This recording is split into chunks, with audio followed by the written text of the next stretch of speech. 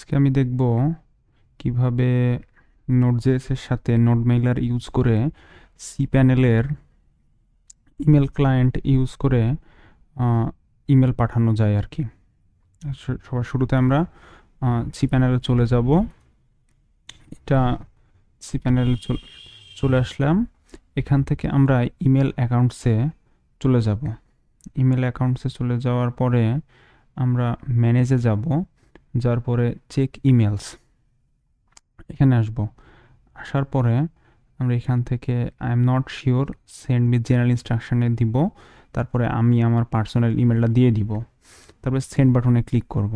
কিছুক্ষণের মধ্যেই আমার পার্সোনাল ইমেলে ইনস্ট্রাকশন সহ একটি ইমেল আসবে।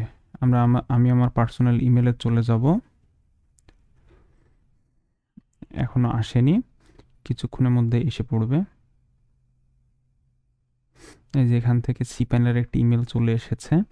আসার পরেই আমরা এই ক্রেডেনশিয়ালের মাধ্যমে আমরা ইমেল পাঠাতে পারবো। আমি এগুলা ভিডিওর মাঝখানে স্ক্রিনশট দিয়ে কিভাবে কনফিগার করতে হয় সেটা দেখিয়ে দেব। এখানে আমি অলরেডি কনফিগার করে রেখেছি, এখানে অলরেডি কনফিগার করা আছে। আমরা দেখি এখন এটার মাধ্যমে ইমেল পাঠানো যায় কিনা।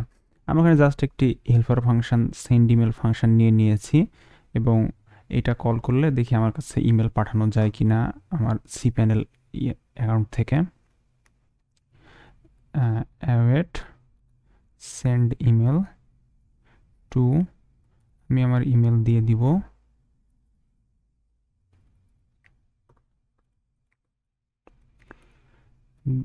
দিয়ে দিলাম। তারপরে টেক্সট দিব হ্যালো, জাস্ট টেস্টিং পারপাসে, এবং এটা সেভ করব।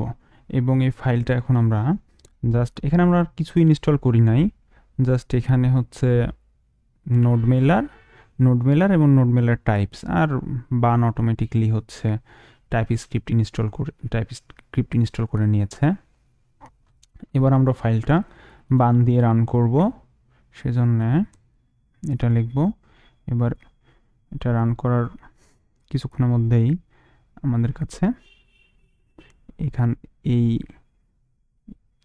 ফাইল থেকে আমাদের কাছে ইমেল চলে আসবে একটি ইমেল। এই যে ইমেল সেন্ট, ওকে, এবং এটা সাকসেসফুলি সেন্ট হয়েছে। এই যে হ্যালো, আমরা আবার ট্রাই করি আরেকটা দিয়ে, হ্যালো ফ্রেন্ড লিখে আবারও আমরা ফাইলটা রান করি বান দিয়ে।